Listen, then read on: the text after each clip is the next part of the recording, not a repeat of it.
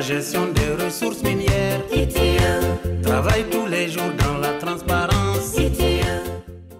Bonjour à tous. En 2015, le Burkina Faso a relu son code minier de 2003. De nouvelles dispositions y ont été introduites. Des fonds ont été créés en vue de permettre un développement harmonieux des collectivités locales et aussi de financer des structures de recherche. Dans l'optique de la dissémination du rapport ITIE 2020, allons à la découverte des 4 fonds qui ont été mis en place et alimentés par le secteur minier.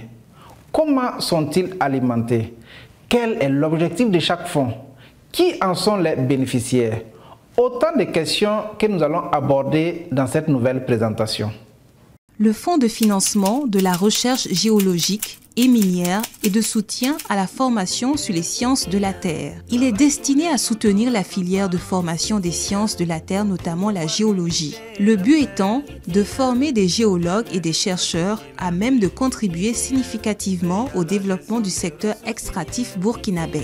Ce fonds est alimenté par 15% de certains droits et taxes recouvrés de l'année précédente. En 2020, le fonds versé par l'État au titre de ce fonds s'élève à 9 950 000 637 francs CFA, conformément à l'article 8 du décret 2017-0034 presse PM MEMC et Minefid du 26 janvier 2017.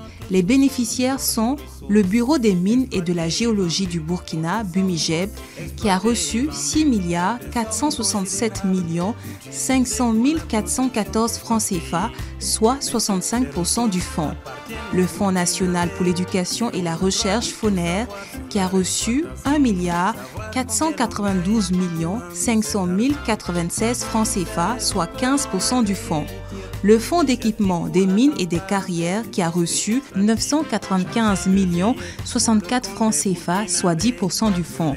Les départements des universités publiques en charge de la formation dans le domaine des sciences de la Terre, qui a reçu 497 500 032 francs CFA, soit 5% du fonds.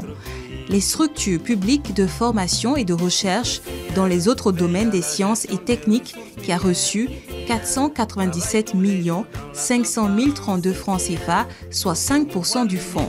Le Fonds de réhabilitation et de fermeture de la mine, FRFM. C'est un fonds qui est régulièrement alimenté par les sociétés minières.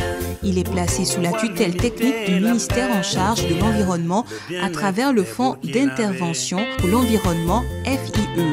Les sociétés minières doivent prévoir des ressources pour réparer les dégâts causés à l'environnement. En 2020, elles ont versé 19 234 237 714 francs CFA. Le Fonds de réhabilitation de sécurisation des sites miniers artisanaux et de lutte contre les produits prohibés. Ce fonds constitue un guichet du Fonds d'intervention pour l'environnement FIE. Il finance les activités de réhabilitation, de sécurisation des sites miniers artisanaux et de lutte contre l'usage des produits chimiques prohibés. Les ressources du fonds se composent comme suit: 25% du montant de la redevance forfaitaire payée par les bénéficiaires d'autorisation d'exploitation artisanale de substances de mine ou de carrière. Une caution de réhabilitation des sites d'exploitation versée à l'octroi et au renouvellement des autorisations d'exploitation artisanale des substances de mine ou de carrière en cas de défaillance du bénéficiaire de l'autorisation. 2 dons et legs consentis dans les formes et cautions requises. Le Fonds minier de développement local, FMDL. Ce fonds est affecté au financement des plans régionaux et communaux de développement. Il est alimenté par 1% du chiffre d'affaires des sociétés minières et de carrières et de 20% des redevances proportionnelles. En 2020, au titre du FMDL, le montant payé s'élève à 45 831 852 081 francs CFA. Pour vous permettre d'avoir plus de détails sur ce fonds dédié au développement des collectivités territoriales ainsi que les autres fonds cités plus haut, nous vous invitons à consulter notre rapport ITIE 2020 et ses annexes à l'adresse www.itie-6bf.bf. Merci pour votre attention.